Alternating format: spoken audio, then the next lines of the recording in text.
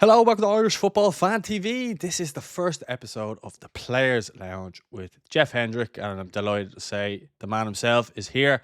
We're going to be talking all things in the world of football, and we're going to be doing it every fortnight, and you can catch it out on Mondays after we record as well. So we're going to get straight into it.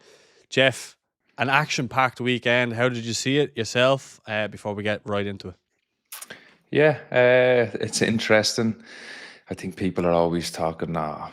There's been a lot of talk about Arsenal and maybe they're getting nervous. The fans are getting more nervous than the team. And I suppose with the result today, if I had gone the other way, I couldn't see anyone but Arsenal winning it. But now it just makes it a little bit more interesting, which is good for all of us watching at home. Yeah, I suppose like the way Michael Arteta sets up Arsenal, a lot of people have a problem with it. I mean, you've played in teams where it's largely been probably you'll have to park the bus to win games. And are you a fan of the way that they're doing things? Because they're being called like the worst Premier League champions ever if they do win it. They're obviously 6 points clear at the moment. Yeah, I do think that's a little bit harsh. And of course, you are right there. Thanks for reminding me. But yeah, I've been in teams, especially in the Premier League, where you probably are defending more or you're relying on set plays, especially, when I was at Burnley or whatever. But I don't have a problem with it. I like he's built that squad over a couple of years now and added to it each transfer window. He's pinpointed what he needed, so I don't think he's gone out and just bought for the sake of it. And he's got players in. He's found ways to win. I think if you are to go and challenge and win for a Premier League title, it can't be all pretty football, unless you're Pep, I suppose, and Man City. But I like that, that they're scoring from corners, that they are making it hard for other teams, and it's quite refreshing. I think this year, if you look at the football and how many teams are mixing it up and playing a bit more defensive or going long and or utilising throw-ins, corners, because they've been a massive part of the game for so long now. So I don't have a problem with that at all, and I do think it's a little bit harsh on Arteta, saying that if they do win it, which has probably become a bigger word now. But I don't think it's a bad thing. And like I said, it's probably a little bit harsh on them because they are, winning games well. They went to Leeds the other week and they sort of wiped the floor a little bit with them, and it wasn't all, you know, as people would say, ugly sort of football. So yeah, I don't mind that at all. Yeah, because I think a lot of people look at the way Arteta's changed. He probably, obviously, when he left City, he was kind of coming in. It was a bit more expansive. That didn't really work out for him in terms of. We remember a couple of years ago they were all set to win the league and essentially they bottled it.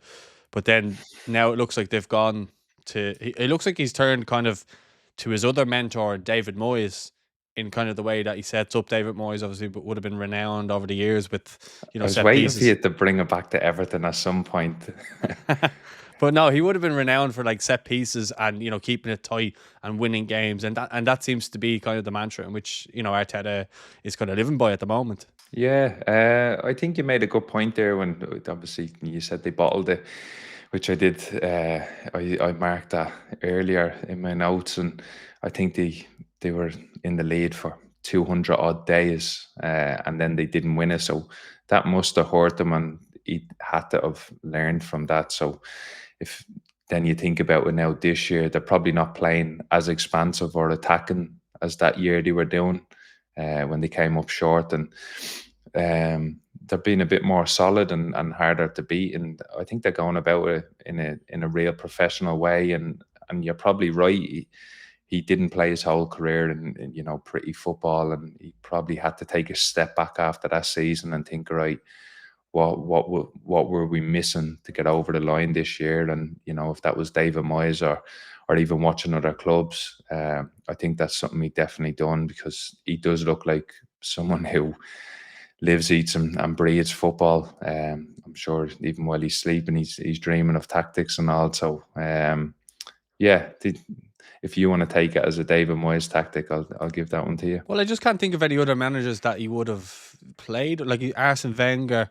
And he was with Moyes for so long. Like Yeah. and the stories that you hear coming out of Everton is that like Moyes was like solely if they conceded a goal, from a corner, they were on the training ground practicing that for 2 hours. The next time they're training and stuff, he wouldn't let them go till they kept practicing and doing that. So that's kind of where I get that sort of idea that it's kind of like in a Moyes imprint on him. Twists and turns there is. I'm just going through some of the stats we have there. So the worst Premier League champions ever are Manchester United in 96-97 with 75 points, 7 points ahead of second place team there. The lowest points tally in the 21st century is Man United with 80 points in 2010-2011 season. And then after his brace yesterday in their 3-0 win over Sunderland, Arsenal's top scorer is Victor Gyökeres with 8 goals. I do think their joint second top scorer is own goals as well, just so you know. And then Wow. Arsenal currently have 56 points after 25 matches. They will need to win 8 out of their last 13 matches to reach the 80 points mark for the season. So your thoughts on those stats? I'm not surprised. There was another team who was probably worse than them, which is good. It sort of backs up what we said. For me, the one is the top goal scorer. Like if you're going to win the league or you're going on to win the league and your top goal scorer isn't in double digits by February, I think it's a little bit crazy. I think of any sort of club who wins it, they have a striker or possibly, a couple of players who reach 20. It does show that I suppose they're getting goals from everyone, whether it's defenders, midfielders, people coming off the bench and all. So that's a positive, but that's a little bit alarming to me as well that he's the top scorer. And for him, fair play to him. He's getting probably a lot of stick this year. Why did they spend that money on him? He's no good. But at the end of the day, he's still the top scorer to the team who's sitting in first place.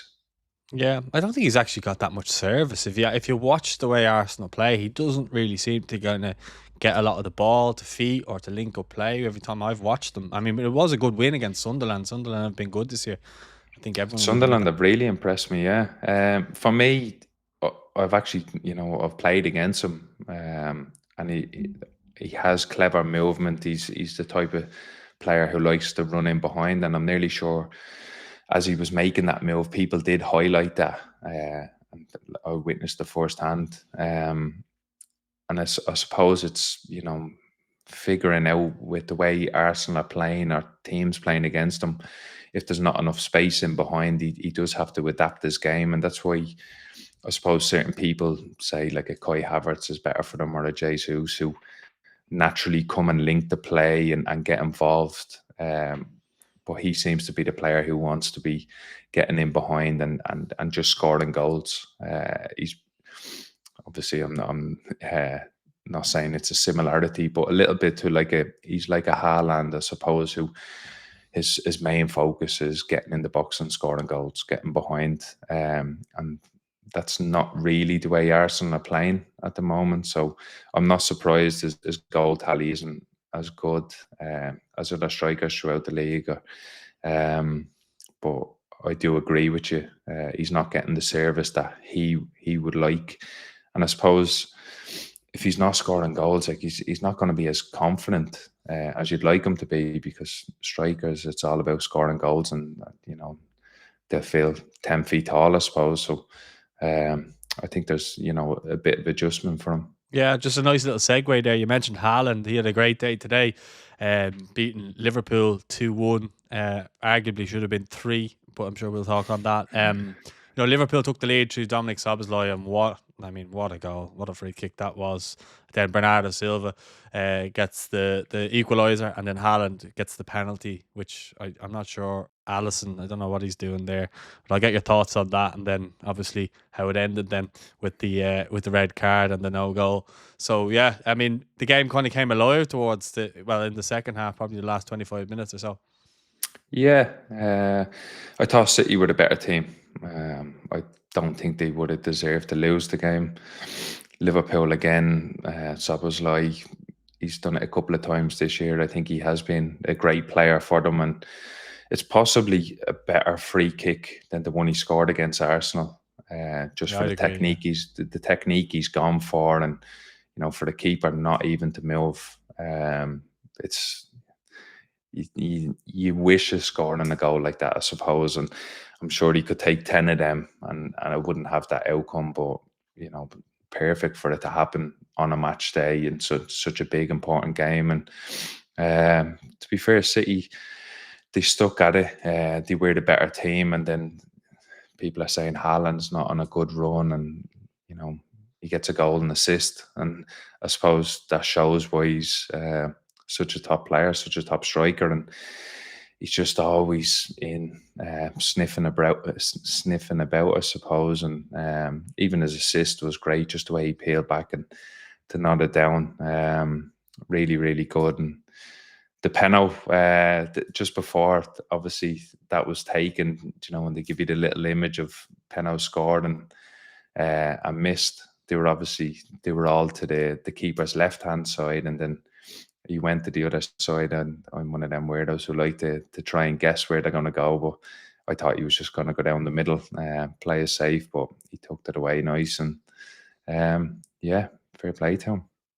Yeah, and then obviously the madness in the last, Allison goes up to try and get involved in the play, and then they get caught in the counter attack, and then it's like a scramble to get across the line first. Then it becomes a tug by Szoboszlai, and it's a shove by Haaland. The ball goes in the net, and then there's a big VAR scramble, and then Szoboszlai is sent off, and the goal is ruled out. I would have just given the goal. How do you feel about it? Yeah, I was the same. Obviously, we all talk to our friends or over WhatsApp or whatever, and while the game's going on, and I couldn't believe it really. And I think the normal thing for you, me, everyone else is the game's pretty much done. The goal, it's gone in. Both of them have had a tug at each other. It's one each. In terms of dragging each other's jersey, just leave it, I suppose. But I guess the referee has to go by the rules and do the letter of the law pretty much, or we don't really know what happens to him if he doesn't stand by the rules. Like, he could get called into question, or I don't know. I think it used to happen a couple of years ago where, like, if refs had a couple of bad games, they'd get demoted really from the big games. And so I suppose he does have to look out for himself. But if you're just going off doing what everyone else thinks would be normal, you just let the goal stand, and then there's not going to be a 3-match ban for Szoboszlai, and it just gets a little bit messy. But it was crazy. Initially, when it happened, I didn't think anything. I just thought they both had a little tug, but it's just going to carry on. But I suppose with VAR, nothing's really getting left behind. Yeah, I just think it's when you think of Szoboszlai lately, like, he seems to be having all these good moments and then absolutely ruined. And it all started with Troy Parrott back in November. He's been scoring these nice goals, and then he had that back heel against Conor Howard's Barnsley side. He's been having a bit of a strange season, up and down. And I don't know whether that's karma or whatever.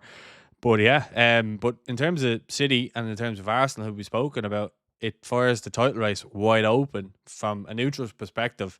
That's what we want to see, isn't it? Yeah, definitely. You don't want to, like, look at Liverpool last year. They had it won so early, and it wasn't enjoyable. Then the run in pretty much, and I was getting excited there a few weeks ago with City doing okay. Villa were starting to pick up results, and they weren't too far off. And you're thinking, oh, get a run of games and a run of wins really, and can make it exciting, and see who can hold their nerve going down to the last few weeks. But then before the game today, or possibly even when Szoboszlai scored that free kick, I was thinking, it's pretty much done now. They're going to have to win 4 more games than Arsenal, and it's a really hard thing to do, especially when you see the way Arsenal are playing. Like I said, I mentioned earlier, just professional, the way they're going about it. So it is good. I think it's good for all sets of fans, the neutrals, everyone, to make this last. I think it was a 13 game weeks or whatever left. I think exciting, and we all know football. It's going to be crazy. There's going to be results we can't believe, and that's why we love it and watch it. Yeah, exactly. And another team who made a kind of resurgence, obviously under Michael Carrick, is Manchester United. I mean, when he took over on January 13th, United were 7th with 32 points, and after 21 games played, he's since won all of his 4 games, and United are now 4th with 44 points, just 3 points off second place. And if they win one more time, that lad, the United Strand, can get his haircut if they win one more game. I don't know if you've seen him with the mad bushy hair. I've seen it. Yeah, I actually only seen it today. I didn't really know too much about it. You can maybe tell me, but I was like, Yeah, yeah, he that was basically Fellaini. yeah, he basically has done this thing for the last 2 years that he's not going to cut his hair till Man United win 5 games in a row. So if they win one more game, he can get a haircut, basically. Some stat that he hasn't cut his hair in that long. I Yeah, think that's the most impressive thing. So yeah, hopefully. I wasn't a big fan of the mop, so I think he should get a haircut, I suppose. But yeah, yeah, in terms of United, I think it looks good. It looks fresh and positive. The change I think was needed pretty much. You look at, and I wouldn't want to be battering a manager or whatever, but he was sticking to his guns pretty much, and he was staying with the formation. Uh, all the noise was the formation's not working, the players, it's not suiting the players, but he was sticking to it. He was, I suppose, like in that formation, even making changes, he was always bringing centre backs off. It just didn't look like it was working. The players probably, I don't know if they fully bought into it, or after a while it was like it's just not working, and with him not changing it, I don't know. The players probably lost faith in it a little bit. Then you look with Carrick going in, change the system straight away. Some of the players look like new players.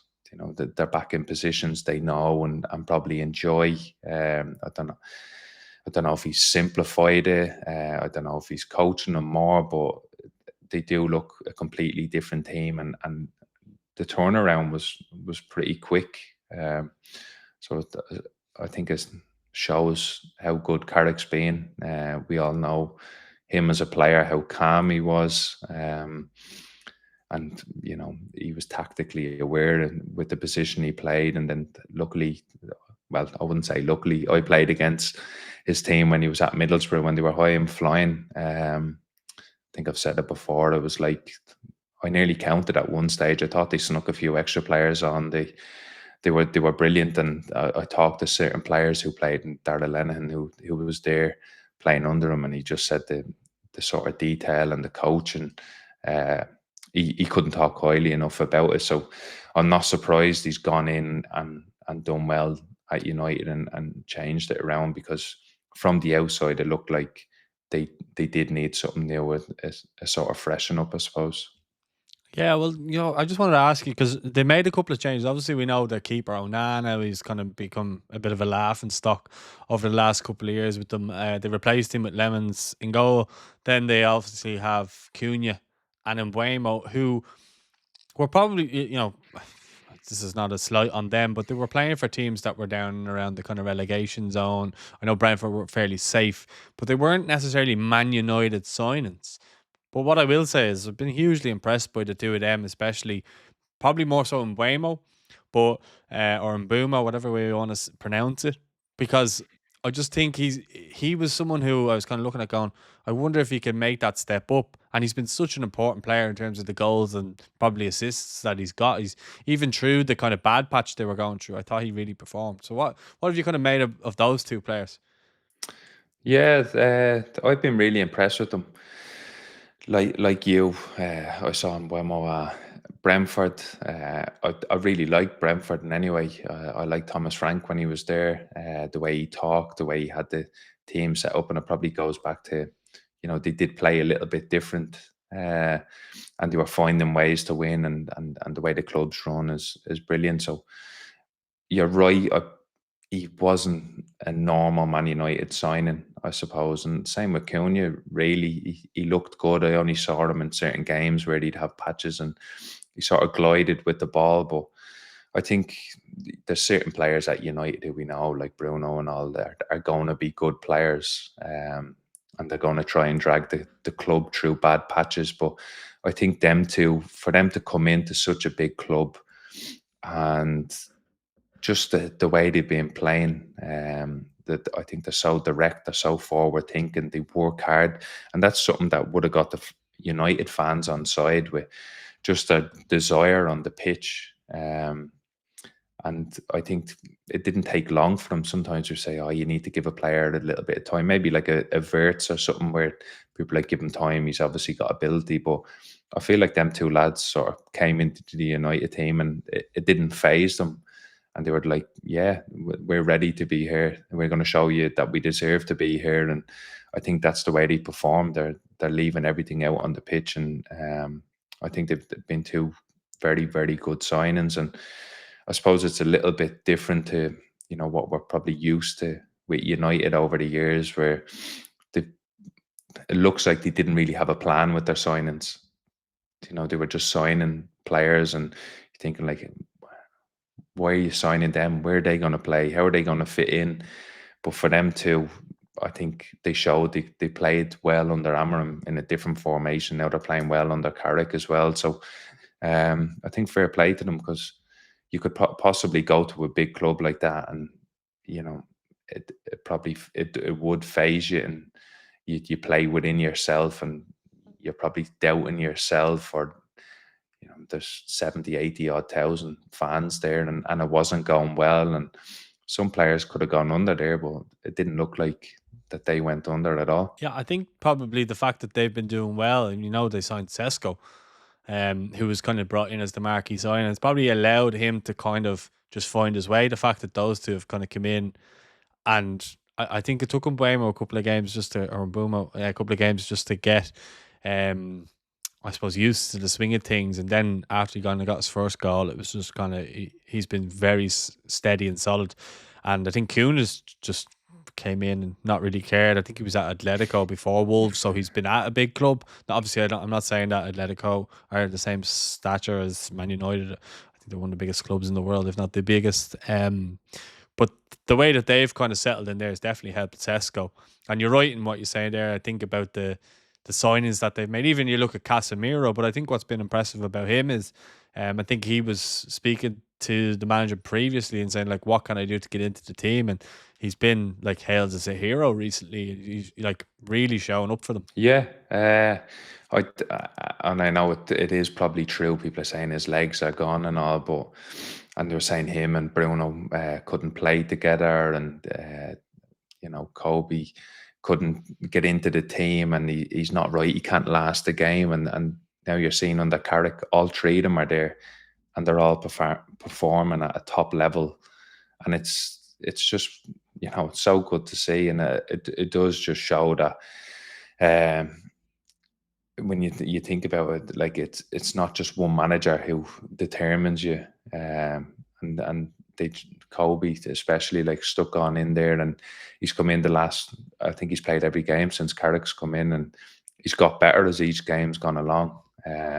So I think not just the players who we've just touched on. I think everyone sort of rejuvenated a little bit with the change of manager, and it's good to see, I suppose, because we do want to see top clubs getting back to where they were, and making the title race even more exciting if we can have more clubs going for it, I suppose. And look, I think a good Man United makes a good Premier League. I think in terms of if they're doing well. I think when you see the negativity, sometimes it gets to me a little bit when I think some of the fans have been so privileged for so long and seen so many good days. So the fact that they have to suffer a little bit when you think of people like me who support teams that are not as good and don't see as many glory days, that I don't really have any sympathy for them. But I do think when they're performing well, Liverpool, City, Arsenal, Chelsea, when all of them are kind of I think the Premier League's at its best. Yeah, I'd agree, because especially in our sort of lifetime, United have been Yeah. so good, and not just, and it probably only came halfway through our life where there was like that Man United City sort of rivalry, and one City, but the games against like a Liverpool, even a Leeds from back in the day, and Yeah. a Newcastle and Arsenal. Like, everyone's up for a game against United, but then I suppose with the way they've been the last few years, it's not been as big a build up, even for just us supporters who aren't supporting anyone. Um, I I think I'd agree with you there. If they can get back to being a bit of a powerhouse, they don't have to be winning it straight away, but I do think it is great for the Premier League if they're back in amongst it, and the games are big, and then they start getting players in. They're in the Champions League. I think the build up to certain games would be better. Yeah. Yeah, I think the current team now under Carrick kind of remind me of that team under Solskjaer from a few years ago. But we're going to move on to the transfer window in the Premier League. The 2026 January transfer window was the biggest in Premier League history in terms of expenses, £400 million. So the biggest one transfer there was Antoine Semenyo from Bournemouth to Man City for 64 million. Mark Gahey to City as well from Palace, 20 million. Strand Larson went from Wolves to Crystal Palace for 48 million, which was a bit of a strange one as well. Tammy Abraham from Besiktas back to Villa, where he was a few years back. Oscar Bob from Man City to Fulham, 27 million. Jeremy Jacquet from Rennes to Liverpool for 70 million. Nils Nangulo from Anderlecht to Sunderland, 17 million. Brendan Johnson from Spurs to Palace, 35 million. Obviously, he scored the goal that won them the Europa League last year. And then Conor Gallagher from Atletico Madrid to Spurs for 34 million. What did you make of the transfer window? Obviously, it's quite an expensive one, but some of those deals there, is there anyone who you actually think is going to make an impact on the second half of the season there for any of the clubs? Yeah, I think it initially saying on nearly every transfer window, the record's being broken. I think it just shows how much of a powerhouse the Premier League is, and it seems to be where all the money is. And they just keep spending and spending. But it's interesting when you look down that list. And I know they obviously played each other today, but I was impressed with, I suppose, City with buying Semenyo and Mark Gay. I think both of them are really, really good players. They were with teams, I know, they didn't go until January, but Semenyo with Bournemouth, I think, are a really, really impressive club. The way they're going about, and they're bringing players in, and probably punching above their weight a little bit. And Palace last year, probably won't judge them on this year, but I like City bringing them in. They've identified players they want and they need, and the players who will be there for hopefully the next 5, 6, 7 years. Who knows? But I think they're Premier League established and they're really good. And then I actually like Liverpool. I know they're not getting Jeremy Jacquet until the summer, but I think everyone's saying, how have they not got a centre back? How have they not replaced Kanate? He's going in the summer, but you look there, they've gone, and I think they've picked Chelsea, who are really keen on getting them. I think they probably have too many centre backs, but I like that they've gone and probably got one of the best, young centre backs in Europe, pretty much the way people are talking about him. So I'll be excited to see him come into the Liverpool team, play alongside Van Dijk, learn off him, and see how he improves them. So I'd say they're probably the two teams who I was impressed with the most. I think Aston Villa, the Tammy Abraham was pretty much, they got him in. They let Malin go. But I like that Douglas Luiz, who they got in. I do think he's a really tidy player. Obviously, he left them a couple of years ago, and it just didn't work out. But they've brought back in a player who they know and can trust, and especially I think they've a couple of injuries in midfield. So I think it was smart bringing him in. I think he only left because of financial fair play. So I think that's the only reason he actually went to Juventus in the end. So I suppose from his point of view, he's happy to be back. One transfer that didn't happen, and it's a player is Dwight McNeil. I mean, the talk coming out of Everton is that Crystal Palace basically didn't pick up the phone after he'd done his medical and all these things, and they just got cold feet and literally just let him stay there and not know. And then they didn't sign the details in time. And it left Dwight in literally the lurch because Everton got Tyreek George in. in the meantime. But I don't know if that was kind of a replacement for Jack Grealish because he's injured now till pretty much the end of the season. But Dwight, it looked like he's not getting game time under David Moyes. I know he was recently, but that's because of AFCON and a few other things. He was getting game time for that, but he wasn't really favoured by David Moyes ever since he kind of came in, and you know he was under Dyche. So what were your kind of thoughts on that transfer when you saw that? First, I was thinking of Crystal Palace and the Mark Gay not getting out last summer, and I was thinking was the chairman in a spin class again and just not picking up the phone. But I think with Dwight, I feel for him. Obviously, I know him, and being in that situation when you're not playing, like all players, all they want to do is go and play, and then it looks like he had that opportunity to go and play. He's probably got ready to move, and he probably wrapped his head around it. It's not worked out at Everton. All right, I need a fresh start, and then for him to sort of collapse and not happen would be tough for him to take. And hopefully he can pick himself back up and keep himself going. It does look like he probably won't get much game time until the summer now, and then who knows, will that potentially give him less opportunities in the summer when not playing? There might be a question mark over his head from a few clubs who probably liked him.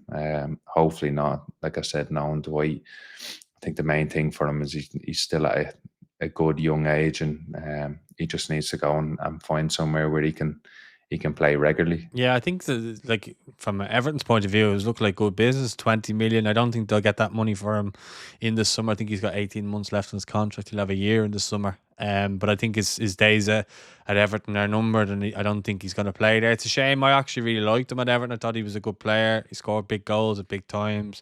He's probably, when you think of Everton getting the points deduction, you think of Dwight McNeil scoring the goals against Newcastle. And other teams like that. He scored big important goals, and I think I did see him get a lot of stick online off Everton fans.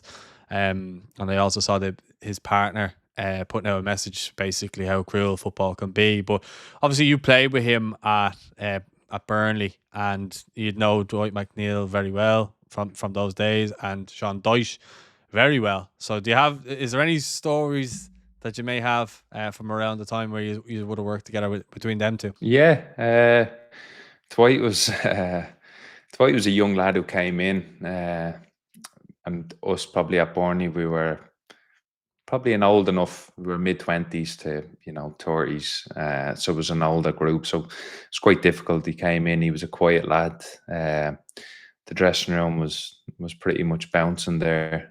All the lads were together. It was good fun. Probably the best dressing room I've been in for an extended time.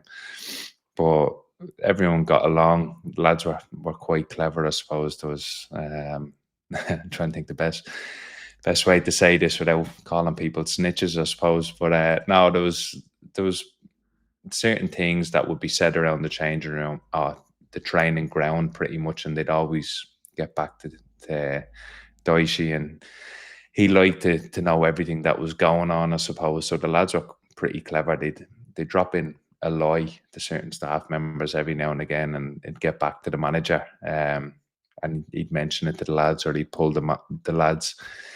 But like I said, Dwight was pretty quiet.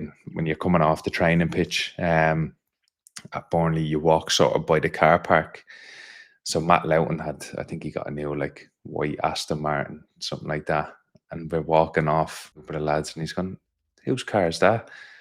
I don't know if it was Louts or Barnesy or someone said, Dwight treated himself. And I think he'd only played about 5 games at this stage. And Dyche was like, "No chances he got that." And lads were like, "Yeah, no, swear to God."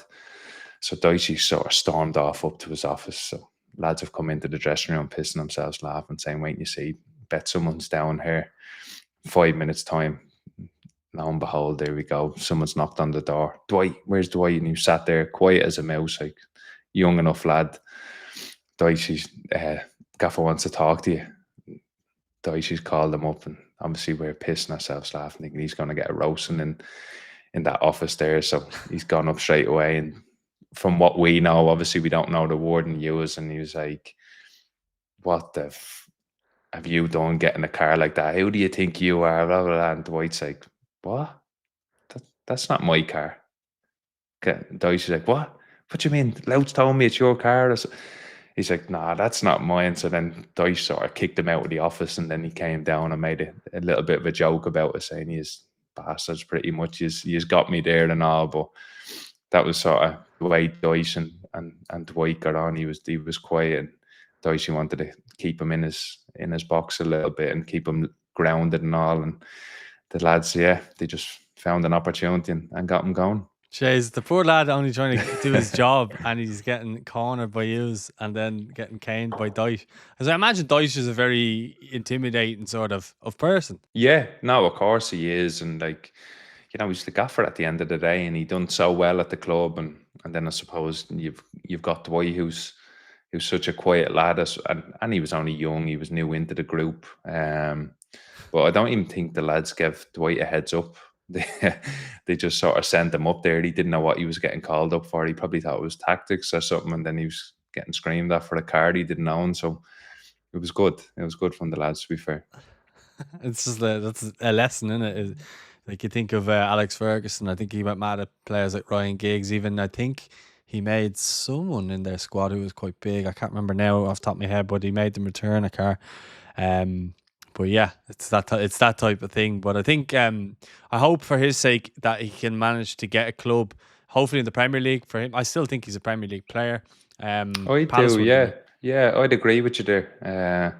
Like, even he came into that Burnley team, and there was some good established Premier League wingers, and he was playing brilliant. And I don't know if it was the system that just suited him so well, but like I said, he was up and down that wing, and people might, I think I've said it before, like visually, they might think he looks lazy or whatever, but if you look at running stats and all, he works really, really hard, and he's got a nice left foot. Like you said, he can score he scored many good goals, and even crossing the ball, he's pretty good. So for me, I think he just needs to go, and hopefully it's a Premier League team, because I'm like you, I do think he's a Premier League player, and he just needs to go and play and build his confidence back up. Yeah, I'd agree with that.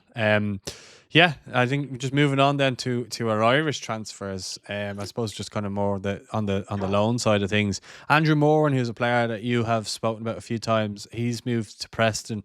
Your good mate Robbie Brady is there. I know we've had back and forth about Harrison Armstrong. It looks like he's gone there now to be the replacement for him, because he's going to stay at Everton. So, what are your thoughts on him going to Preston? And is Robbie, because from speaking to Troy Parrott, like, Robbie was very good to him while he was there at Preston. Do you think Robbie would do the same now with Andrew Moran? Yeah, of course. I think everyone who knows Robbie, he's quite a welcoming lad. He's good, and not being bad, but like, he's Irish as well. Like, Robbie, of course, going to look out for him. He's a young lad. I'm sure they've been in the senior setup together. And Robbie will know it's, a player who's probably, when they were a teenager or a young lad, they've watched Robbie playing for Ireland. So he is going to be a big part for young Andrew. And, he is going to want to lean on him, and it'll be someone who will help him settle in for sure. And for me, I think with Andrew Moran, it's just, he sort of dotted around a little bit over the last few years. He's loan move, and it's hard to find a home pretty much. Like, I've done it myself, probably obviously at the tail end of my career, but it's difficult when you're just going on loan and you're not going to be there the next year. It's just hard to, like, you do settle in and you get on with the lads, but it's pretty much like the season's done and then you're off. Like, that's it, done. Thanks for helping us this year, and then you're done. And like, he done a Stoke, Blackburn, then went over to America as well, and it's been difficult for him to find his feet. And he played a lot of games at Stoke and Blackburn, especially if you look at doing the 21s, everyone had high hopes for him. He was pretty much the main man. He was a driving force for them, and then you expected that when he was going into the Championship to these certain clubs, but probably did we expect too much from him? I think he's, he was a young lad. He probably still needs to, fill out or figure out how he's going to, use his sort of game, his size in the Championship.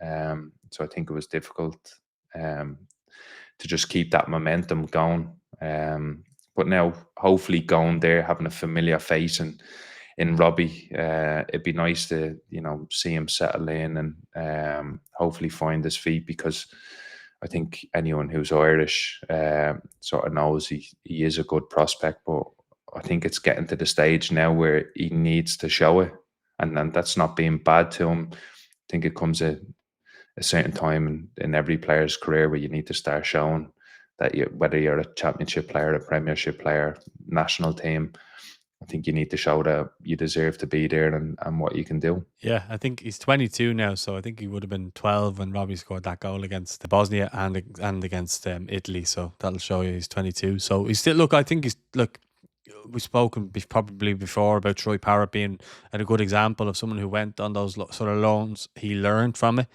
Not maybe on the pitch, he wasn't showing it from, but he learned a lot off the pitch. And I think maybe Andrew could learn from that a little bit. He was over with the likes of Heung-min Son and Lloris over in LAFC in the first half of the season, in fairness. So hopefully he took some learnings from that. But yeah, I think it'd be great to see him hit the ground running on that regard.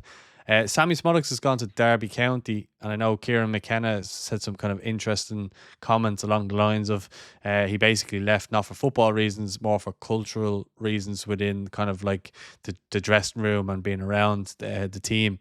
It's like it's no secret he's fallen out of favour there, and now he's gone to Derby. What did you made of the move? And have you ever? You would have been in squads with him, I think, back against Andorra. I think he might have trained. No, was that a summer one? Yeah. I think I'd a little bit of an injury or whatever, so I missed that one. Troy scored his first goal in that game, actually. Yeah, but getting back to the comments, we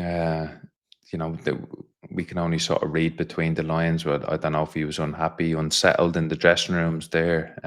I would like to know, just being nosy. But I think it potentially could be a good move from going to Derby. I know people will look at it and think it's weird. It's a backward step, but I think when people started raising eyebrow and seeing the goals he was scoring and how well he was doing, and then people were wanting him to come into the Ireland setup and do well, you've got to remember that was at Blackburn and under John Eustace. So for him, he made the move to Ipswich. He got to the Premier League. It didn't necessarily work out as well as he would have liked, and then they got relegated and he's fell out of favour a little bit. But possibly for him, it's get back to playing for John Eustace, who I know pretty well. I've probably had the best time in my career playing for him, and that might be something that he's looked at and think this manager can get the best out of me. He knows exactly the way I want to play, how I like to play, and potentially it could be a really good move for him. It's like one step back to go two forward, or something a bit like that. And it'd be quite brave and clever of him if that is his reason. And I suppose, but nobody knows other than him. But I think it potentially could be good. Yeah. Well, look, if he's back scoring and hopefully he's in the right frame of mind and we get him back in, I said on a podcast on TalkSport during the week that I think he could be a this time last year he was kind of our go-to man before the kind of emergence of Troy and that, and then obviously Evan, despite not really doing well at club level, he was still scoring for Ireland. But Sammy was seen as someone who we really were putting all our hopes on. So look, if he can get back to that and maybe he gets a goal, because I think the rest of our strikers have all shown the comfortable scoring for Ireland now, which is what we want to see on a more regular basis.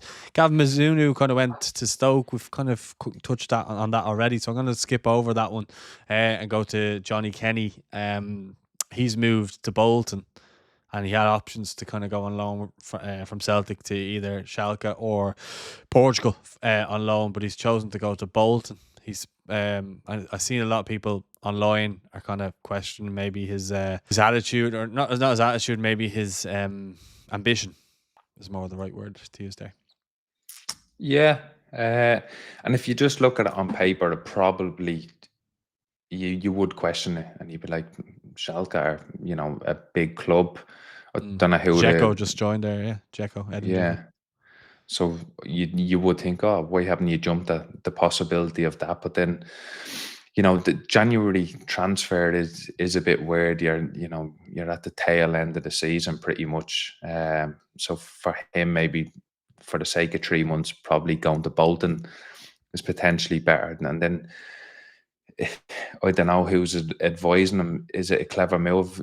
Bolton could potentially be a championship team next year with the way they're going. Is he sort of looking at that, go there, do well, and then if he does do well, they'll take him to the championship with them in the summer, whether it's on loan or sign him. So I think no matter where he's gone, at the end of the day, the decisions for him, it's probably not for everyone to go abroad to a country where it's a different language or whatever. But it could be, like I said with Sammy Smonicks, like potentially it could be good. Like he could go, and League One's still a good league. He's gone into a Bolton team who are one of the better teams in that league. Going to a team who's doing well, it's easier to sort of show your ability pretty much. So I think with him going there, hopefully and potentially it could be a good move for him. Yeah, well, talk to me about maybe transfer deadline days and stuff like that. Have you ever had a transfer deadline day move in your whole career? Yeah. Well, when I went to Burnley, that was the summer transfer, but that was a bit messy because it just dragged on. Like all transfers, they drag on till the last day when there's no real need for it to drag on like that. But then I was away with Ireland and had to fly over to do the medical, get that done, and you're in MRI machines for 3-4 hours. They're scanning everything. You're getting checked out, and then so you don't really eat. And then I flew back in the afternoon, and I just made it back for, I think we were playing Holland in the Aviva, and I had a sandwich in the airport. That's pretty much all I ate all day. And Martin O'Neill didn't expect. He thought I'd just be meeting them at the stadium, but I made it to the hotel to go on the bus with the lads. And he's like, "Oh, Hendrick, if I had known you were back, you might have started." I was thinking, I'd last about 20 minutes. I'm starving. But I had one in the summer, and then I had a January one as well. Sort of when I was exiting Newcastle, pretty much as I was hoping to go on loan, pretty much all January. Eddie Howe would come in. I wasn't playing, so the writing was on the walls, and sort of like what I said about Dwight and any sort of player. Like if you're not playing, it's no good just going into training. You're training for nothing. I wasn't making squads at times, so you do get a bit disheartened. Your confidence takes a hit, so you just want to go out on loan. And then I was sort of asking to go out on loan pretty much the whole month. And my birthday being the 31st of January, I get a call on the 31st. Probably after celebrating it the night before, a bit too heavy, but I got a call saying I could go on loan. And my partner was 6.5 months pregnant.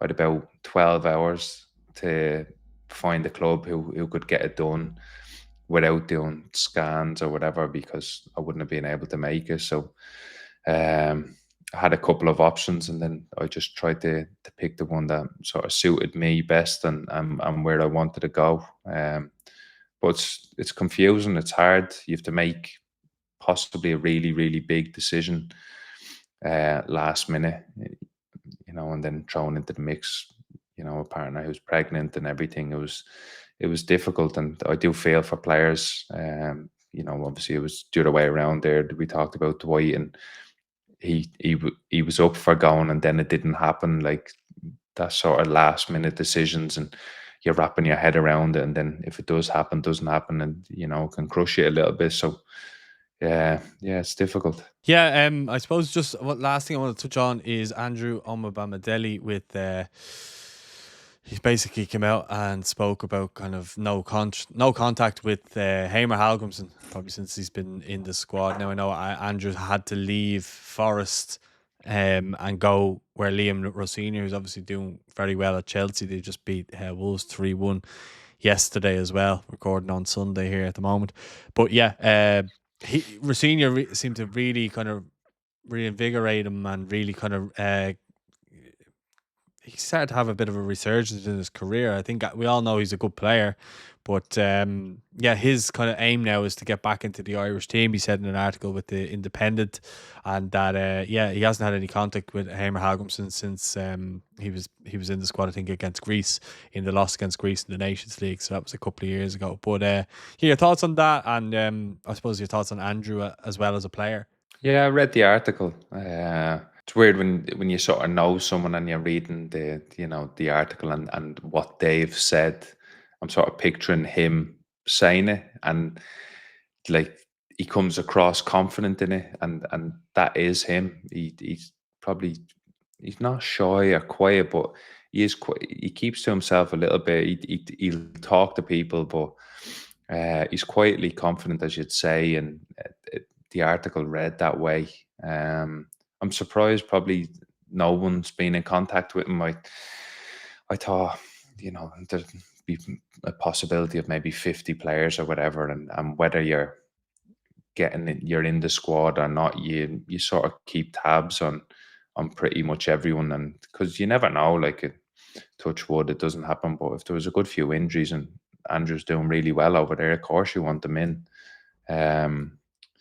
For me, I think he's a really, really good player. I would have said top, but when he came into that Ireland team, it's right for me to say. Obviously, it was Anthony Barry was in coaching us, and I think everyone saw the sort of 6 months when he was in, how well pretty much the whole Ireland team was doing. But Andrew, for me, and I'm not being bad, I didn't know too much about him, and he came in, and his level of performance was really, really good. I thought he was the real deal. Like he had pretty much everything. He was fast, he was big, he was strong, he was so composed on the ball. He was happy to step out with it. I was like, wow, we've got another one, another centre back. We were, we too many, because you think back then we still had Shane Duffy and John Egan. They were our sort of main players, and then you had the likes of Andrew, Dara O'Shea, Nathan Collins, and now you're looking to there's Jacob Bryan, and also with so many good centre backs. But Andrew came in, I was like, in them few games, I thought he was the best of the lot. But then obviously things didn't go his way, and sometimes football, it is all about timing. He got in, he got his chance, and then whether it was injuries, the move, and not playing, he fell away from the Ireland setup. But I'm happy to see him over there now. He seems happy. Even the way he was talking in that interview, like he feels like he's getting back to the levels he should be. Like he talked about, growing up with Nathan Collins, and they've, grew up a lot through their career and from the same sort of town, and they know each other well. And it was always they were the two. So I think he'd be looking at Nathan. He'd be really, really happy for him, but he'd be like, that's where I want to be and should be, I suppose. So, hopefully he just keeps playing well over there, and whoever it is who's getting in touch with players in the Ireland setup, get back in touch with him, because I do think he's a really, really good player. And I also feel for the person as well who's been in that Ireland setup, and to just have radio silence must be difficult for them. So hopefully he can work his way back into it. Yeah, he played tonight against Le Havre. They lost 2-1. He came on as a sub in the 33rd minute, but they lost, unfortunately. But yeah, as you say, I think he's too good to not have in the squad. But then, like, all our centre backs are actually performing quite well at their clubs, so it is hard to take one out. And even you probably saw that with Liam Scales as well. Liam got suspended after the England game, or in the England game, and then he couldn't get back in. And obviously then when he did come in, he did what he did against Portugal and Hungary with his assists and stuff like that. But yeah, hopefully he could find a way back in, because I think he adds another layer of quality, as you say. stepping in and stuff like that. He's Like, had a lot of comparisons to Rio Ferdinand. yeah, sure. Even for you, like obviously, you would have been at all them games when he first stepped into the Ireland setup, Yeah. and for you, like you must have been thinking, wow, how good is this kid? Because he was only young, and sort of what did you think looking at him? I don't know if you knew too much about him, but Yeah, I did, yeah, because I actually met him before he did the under-17s Euros. So I okay, actually yeah, went out and did an interview with him. So I kind of kept tabs on him then. And I was over at a game at Charlton, and McGeady, Josh Cullen, and one other Irish player, escapes me now who it is, were all at Charlton at the time, and they were doing their badges. And I was there during the week or whatever. I think I was actually doing an interview with Obafemi, and we spent the evening at the Valley. That's where Charlton play, and then the scouts were all talking about Andrew because he was at Norwich at the time. And then I was like, oh, yeah, I know him. And they were all comparing him to Rio Ferdinand. And then at that stage, I think it was the back end of that season is when he started getting a run for Norwich. They went on and then they got promoted as champions as well. So I knew of him then. So I was aware of his quality, and I knew him as a person as well. He actually came in and did a podcast with me at the end of that season as well. nice. How was the podcast? Yeah, really good. He came all the way out to Ballymount and he did it, and he was as nice as the day I met him when he was a 17-year-old. But he's always been a nice young fella, I found anyway. As you say, a man of few words, but when he talks, you listen, sort of thing. You know what I mean? I think he has that demeanour about him. Yeah, I'd agree with you. And before we finish up, we have a mailbag that we put out to people. So we have a couple of questions in here, more so for you. So Jason Fitzsimons, he says, hi Paul and Jeff. So what's Jeff's favourite moment playing for Ireland? It's tough. Just off the top of my head, I'll name a couple and probably narrow it down to one. Like the first one, obviously my first ever cap.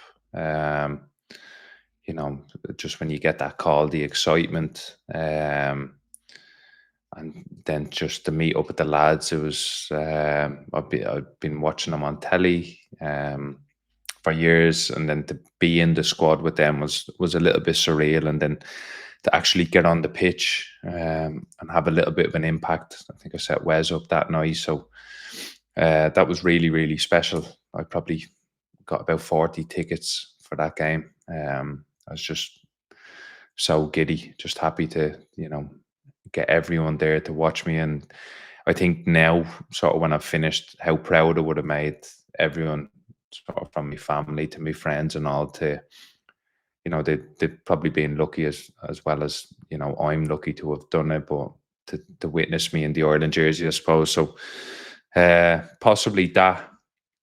And then you've got to talk about either beating Germany in the Aviva, the qualifying, or then that special night beating Italy in the Euros. They were all massive parts of my career, but I'll probably go for that first cap. Just the feeling. Obviously, I had a great feeling and proud feeling every time, but that was a special one. Yeah, you must have been nervous with the likes of Roy Keane and Martin O'Neill and stuff like that. So what was the kind of general process of getting called up, and what were your My thoughts? my call up was Trap. Oh, sorry. Yeah, so my call up was You'd probably be Trap. more nervous then because of obviously what he's achieved in the game as well. Yeah, and Tardelli, obviously World Cup Yeah, winner, World Cup winner. Yeah. and limited English. I was only sort of young in my career, so I didn't come across a manager or coaches who didn't really speak the language. So it was interesting for me, and then like you're saying, the sort of players, the careers they had even in the Premier League and all, to be going in and training with them and playing with them was special. So yeah, I was quite nervous, but I was excited as well. I think I was probably at a stage in my career where everything just sort of excited me, and the nerves, weren't as much. I think the excitement took over everything, and I was just sort of buzzing to get going a little bit. We have one more question, and it's from Aaron Russell, and he says, what are your thoughts on James McLean and Enda Stevens return to the League of Ireland? Obviously, they are your former teammates. Yeah, former teammates, friends, sort of stay in touch with them. I'm happy for them. I think it's great for the league to have, you know, 2 ex-internationals come back after being playing in England for so long, the Premier League, Championship, etc. So it is great for the league to have them back, and I think it's good for them, especially with sort of knowing them as well as I do. Like, more so James, I suppose his plan was always to go back and finish off at Derry, and that's something he openly talked about. I did potentially think he maybe missed about being at Wrexham, and with the buzz around that club, how do you sort of leave it? But when maybe I think he only had 10 starts this year, that probably made his mind up for him, and he thought, all right, I'm going home now. And then Enda, it was sort of out of the blue. He kind of told me not to tell anyone. But then I talked to like John Egan, and he told me the news as well. And I was like, so yeah, you're telling people, but telling us not to tell each other pretty much. But I think it'd be good for them. I'm happy for them, their families. It does help when partners are from back in Ireland as well, so it's easy enough. But I think it'll be interesting as well. Like, they're not as young anymore. They're probably not the players that, there'll be certain players in that league will have seen them in the Premier League or whatever, or with Ireland, and now these are, it's hard to say, like, they're aging players pretty much, and players are going to give them a good test and challenge themselves against them, or not make a show of them, but they're going to try and get stuck right into them. So they're going to be targeted a little bit. So it'd be interesting to see how they react, because everyone in the league will know them. I think Enda's going under the radar a little bit. Obviously, James is making bigger headlines, but it'll be interesting to keep tabs on them. I think the strangest thing so far with James McLean is he's been played in that number 6 role in midfield. The 2 games that he's played. I watched the game against Sligo the other night, and I was obviously at the game against Shamrock Rovers last week, and I don't feel like it's a position that suits him, because I think you have to get him wide. I think you get the best out of him from being wide. But I just, it's do you not think he could do a Ryan Giggs? Slot into midfield, it's like a Perlo role he's playing for Derry, where he's like trying to get the ball off the defenders into midfield. It's obviously a tactic that Tiernan Lynch has tried to implement. His brother's playing centre back as well, but I just found at times he was back almost where the centre backs were picking the ball up to try and drive him on. I think he's much better, and he would be more effective further up the pitch. Now, I know Mickey Duffy plays on the left for Derry, and he's probably been the best player in the League of Ireland for the last number of years, along with Graham Burke, who you would have played with. But I think even if you had McLean off the right-hand side cutting in on his left foot, I think it would be more effective for Derry. But that's the 2 games so far he's played as a 6. Yeah, surprised me a little bit. I'll have to give him a text, see if he needs any tips on playing in the middle. Probably, I know what he'll say back to me. Whatever you say, I'll do the opposite. But no, I never thought I would have seen him in the middle. I've even played with him. He's been left back, left wing back, left wing, right wing, striker. So I have seen him play in a lot of different positions, but I never would have. I've taught a centre mid. So that would be an interesting one to see how that goes. And I just wanted to finish off, because you probably saw it today, but Roddy Collins made comments about James and his football IQ and stuff like that. I sent it to you earlier, but like, I'm not going to say do you agree with it, because obviously I don't think you do. But what did you make of those comments? I think they were a bit over the top, or he went in a bit 2-footed there, in my opinion. Yeah, I'd agree with you. It's a weird one, because Roddy's a family friend of my dad and all, so I do know him, but I don't agree with what he said. If you look at James, great servant for the country, who's played over 100 times, has played in the Premier League for so long, in the Championship, like I've mentioned earlier, to not have a football IQ. I think he said he has no football IQ. Yeah. Like, Worst signing in Derry's history. Yeah, I just don't like. I don't know how you can come out and say that. I understand he did say certain points where James is going to have such a a strong following, and he's quite vocal, and he's got a personality, and he lets people know what he thinks. But I d- I don't see how it could be such a bad signing. I think it's a great sign. I think it's a great signing for the league. It's going to get fans there, and if he does have an opinion, he's going to say it. But he's a big enough lad where if people agree with him or don't agree with him, he'd be able to have a chat about it, and then say even if he is wrong and people are just following what he says, well, that's up to them. But I, I think his comments were not good at all, and I'm sure if James sees them, we'll hear his reaction to it soon enough. Yeah, I think most people are looking for fireworks from the pair of them from that. But like, it is kind of, for me, reminiscent. James coming back is reminiscent of Damien Duff being someone who is maybe the pantomime villain in the league. Someone who, and I think he can play up to that fine. I think he did it the other day against Shamrock Rovers with the fans telling him to calm. He's obviously done it in England where he likes to wind up the fans. It just seems to be something that he likes to do. But I think that the league is missing that. I think when Duff went out of the league last year, I think the league really lacked. It went really flat. There was no characters really, and Duff was kind of fighting with someone every week, like Mourinho. And then when he left, there was no one else really doing it, And I'm not saying James has to go around fighting everyone like that, but I just think everyone's talking about him all the time. Like, the talk was all about him last week, all about him. Even when you put out a video about McLean, the views are unbelievable. Like, in terms of last week, I just had a video of him at the game, getting off the bus, and you're talking like 500,000 views just getting off a bus.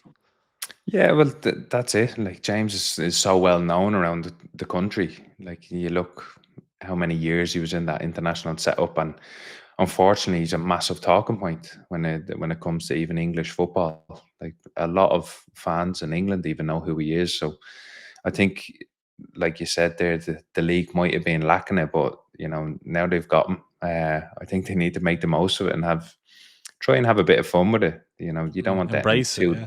Yeah, you don't want that too nasty or whatever. But James is the type of guy who will take it and give it. So yeah, if people do it in the right manner, it could be fun having him back in the league for sure. Yeah, and I think it's been already a great experiment. And I think as long as there's a bit of a title race there, whether it's Bows, Shells, Rovers, Derry, whoever, just want to see a bit of a competitiveness there. But yeah, we'll leave it at that for this first episode of the Players Round. Don't forget to like, don't forget to subscribe, don't forget to leave your comments, and we'll be back again in 2 weeks. Jeff, is there anything you want to finish on before we go? No, that's pretty much it. Enjoyed it. Hopefully we can, have some more really good chats and some good topics coming up, especially with the end of the Premier League. Yeah, and also at times, while we're doing this as well, we're going to have some bonus episodes with some of Jeff's ex-teammates and stuff like that. So make sure you keep an eye out for them. We will announce them, and make sure you get your questions in for next time for the mailbag as well. We'll speak to you all later. Thanks for watching. Thank you.